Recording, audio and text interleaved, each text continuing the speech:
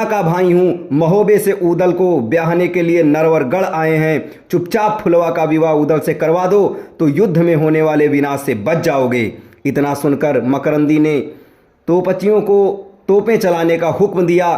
तोपें दोनों तरफ से चलीं, धुआंधार मारामारी मच गई। हाथियों के गोला लगता तो हाथी गिरते हुए अपने नीचे और कईयों को दबा लेता। घोड़े के गोला लगता तो भागता हुआ कई सैनिकों पर चढ़ जाता। यदि गोला सैनिक पर पड़ता तो सैनिक के चीथड़े उड़ जाते। ऐसी भयंकर लड़ाई के बीच से घोड़ा दौड़ाकर मकरंदी राजमहल में जा पहुंचा और वहां से बाण अजीता, शैल शनिश्चर तथा काठ का घोड़ा लेकर पुनः युद्ध करने आया। पहले मालिन हिरिया के पास गया। हिरिया भी जादूगरनी थी। उसकी हमदर्दी तो महोबे वालों से भी थी, परंतु नरवरगढ़ का नाम नमक खाया था, इसलिए मकरंदी की सहायता करने आ गई। मकरंदी ने शैल शनिश्चर और अजीता बाण का प्रयोग कर दिया, पर जब हिरिया मालिन का जादू चला तो महोबे की फौजें बेहोश हो गईं। मलखान ने सांग चलाई तो काठ का घोड़ा मकरंदी को लेकर उड़ गया।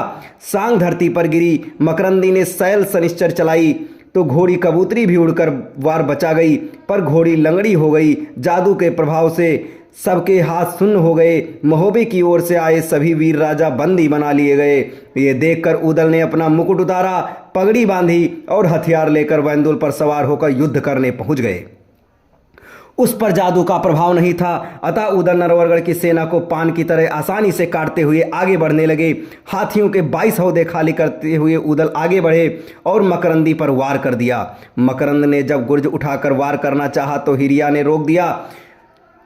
वह बोली, ये दूल्हा है, इस पर वार मत करना। ये कहकर हिरिया ने अपना जादू कर दिया। वेंदुल घोड़ा खड़ा रह गया। मकरंदी ने फुर्ती से ऊदल को बंदी बना लिया, फिर तो उसे लेकर तुरंत नरवरगढ़ को भाग गया।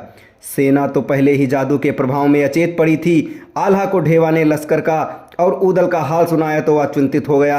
आल्हा ने तब ढेवा से कहा, अब सुनवा को महोबे से लिवा कर लाओ, जादू का जवाब वही दे सकती है। ढेवा तुरंत महोबे को चल दिया।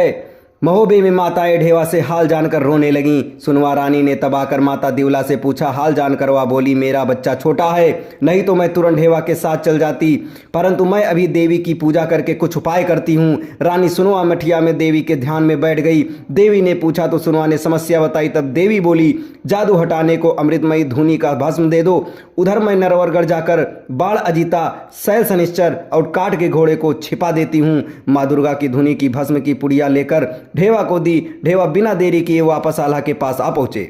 आल्हा ने अपनी हाथी पंचसावत सजवाया। उधर मलखान और ढेवा ने अमृतमयी भस्म अपने लश्कर पर छिड़क दी। सब राम राम करते हुए उठ बैठे। अब इसके आगे की कहानी आपको अगले वीडियो में बताई जाएगी। तब तक हमारे साथ बने रहें।